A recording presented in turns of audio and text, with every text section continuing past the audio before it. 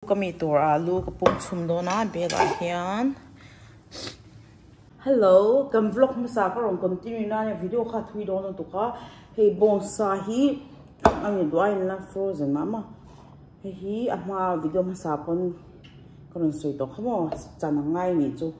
bon mei box ya. A chan dan tur hi boy thak ni. Ziga chunak tuk chunak an 8 hours. Marcha puile tomato la ginovel chinen ka kangani hi tomato thlem nen te tui via choi timom an alu ka chuang me ka phit do na chuanin heta hianin ka marcha kan a thei thei ka siam lok don ni chu toi ke si sang mam klima tu lung do nang ka sil tak do na sin tu a di process tu ne le in ka ti to ni chu mo ka tia to kada chok to ka dina ase hi ka buai ve tap ar sa te siam ngai dom bok nak tu ka ti dan da ka ka nu te no kal don sia e nge ka rong lo bu gol ring khan wan dik lawan an hol e hal don an riak don lawa chun yan thave ko be e ma lelulin tro wat ti hlang ania trom khop me vai han som nga chaw ni chu lam hen ma chon steak hi som pret tin kan let ti advel cha hin ta mo dollar som pret e trom to we have a panny bossa at the frost chung son heng hi hey yang hi ka le phol chawa chang kai do to han marcha pui poi ka da lut sang a chanin ei du na han nak tu ka ei themi do in cho thing bon se pi ve bossa hi chu siam sa ve ka hi marinate mo apple tur pod veka chain chia char char ka duni to fridge cha chon nak tu ka siam chau do na ma se so la chan thei si lawa nak tu chu ko birthday ni bok in thar ni bok a fu vel vek ani me hei ha ka danga kina adai do na ka chin thanga chuanin sang chu rong bol ngai lo chu wangin ka bol ang khai mi do na ka thu ber do ni chu home minister ka chau to lu to na hand lai darli lechan very to mo jinga tang ha kala phechar cha ka in thiar lu ta che fel chhuat te ka no da ka ti fel veka video ma sa khain lo mu to nga chon a khom kha chon sei do na to wangin shan te ka ron ta ni nya chon hi chu ready ya tui meal heavy thak top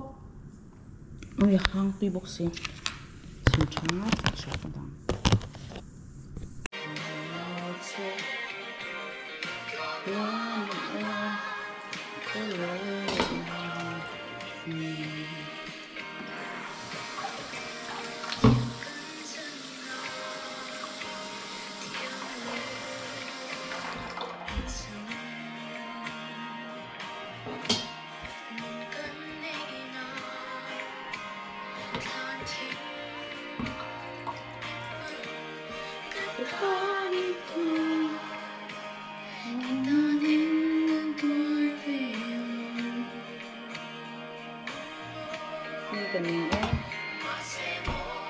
nghe nó hơi chịu rồi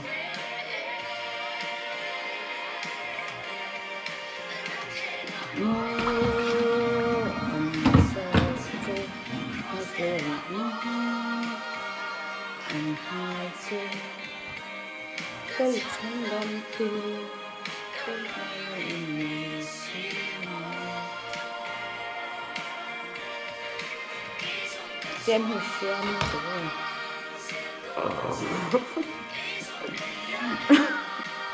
ui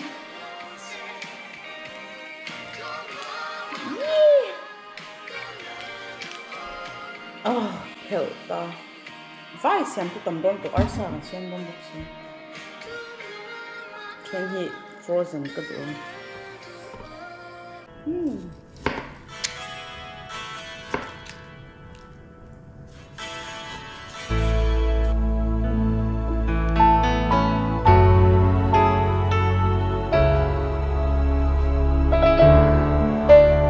dấu tỏ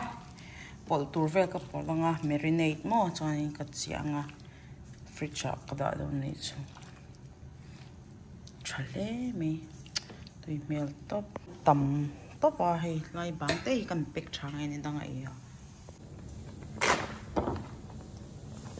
chan freezer ka da le mo alu ka phita lo ri chu ka dang freezer ve khat ei te chu de mi lo lo phit vut to mai lam hei ko hei kam ka chia do na chi ve ka tel sa ve ka nga mak tu ka ku kara phit do ni chu chon alu hi freezer ka da sa ve nga a min sa ni don bang han pol mei thei to kham hei paprika nia asiam dan ju cheve ka kalo mu ve mi me ka ma siam du dan no chon garlic powder thar ka le nia no hon lo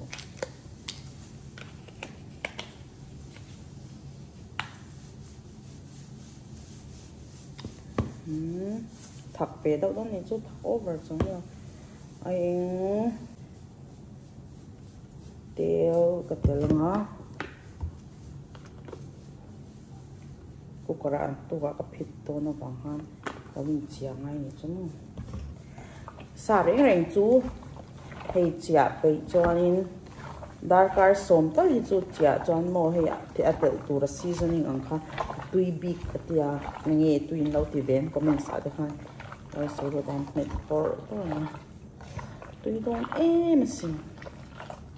so alu po ka khenga karun tilang vek lo mi ka chaw ko do ka khenga ka da nga mar cha kang to a nak tu ka salad te chuanin ron tilang sel don ne orang chu ka tel vek to a so thing kan chu pop pop nge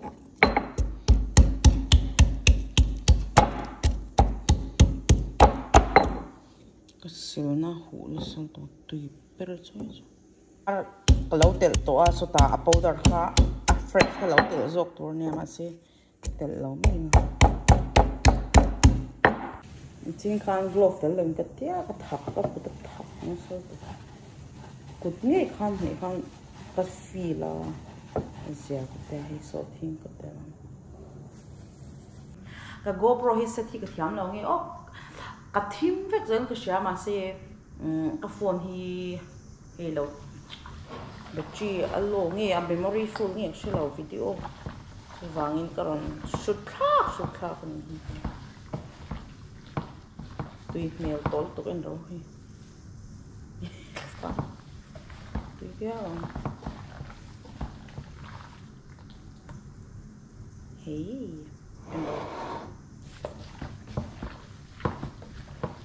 tu na arsa kan ba ne alo ko tui mel ser to le mai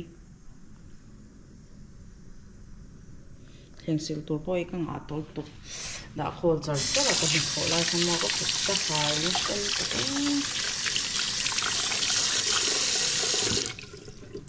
ki ham frucha ka da thabi nga nuk tu ka kang don mo tu na arsa mania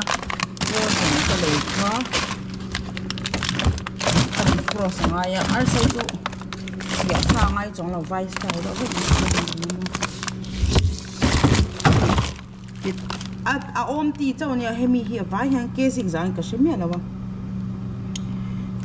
dollar sum ni pasai ni ria ang den chu india ton sang hi zanga ve ka le ni vai hang mon ti top hian lok tha top ui ka ve hey tầm xìa hi mồi đâu thì không rất là thì cái đã char ngay defrost tu chọn rồi và pani pathum pali panga paruk ania breast chọn achu packet te hian pani ze lo min ka shamo pani pathum ka shilo tlom ve thau ni helam pang a re ta chọn ma hei ka siam bo nga azat tu hi chan ma lo shet lo wangin pakhat po lak chhuale po ngai mi the hei nak tu ka mi to nia alu hi khe vek to a fu cha ka da do ni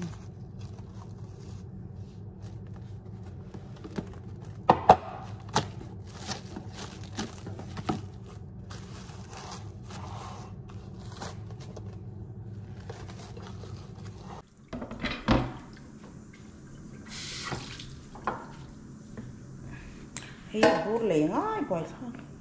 A chun to ki boy tha ke. He te atip te ngai. So 5 pa tang. Hi ka dik thei lo in mon hi. In lawang le hin ka sha. In ti boy. Mo. Hian mo topic china. Ini về thì ném cái lẩu rồi chỗ vót cái bột là thế pa rồi bởi cái kia rong câu chơi rong chung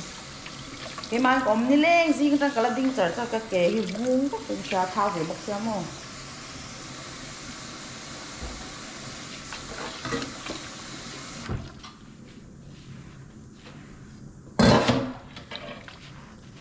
bọc sẽ hiện cho khóc mình cá nhân ở xây đó đấy không hình sự là hiện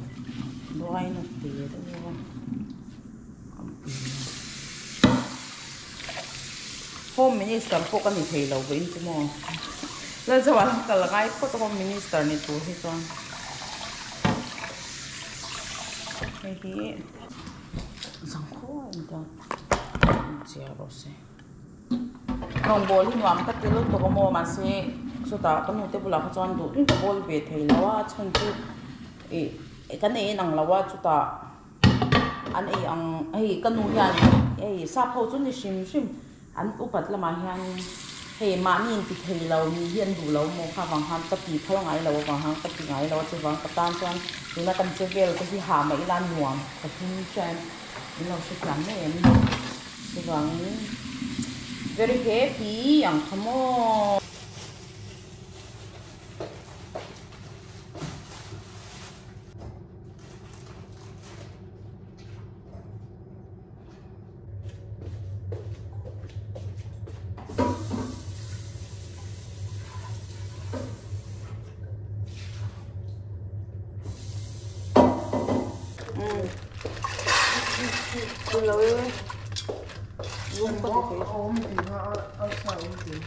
oh tilung ro i vek ro da chi to lo ko gari le mo bo ni ron le nya ho ro kam le ro da i to a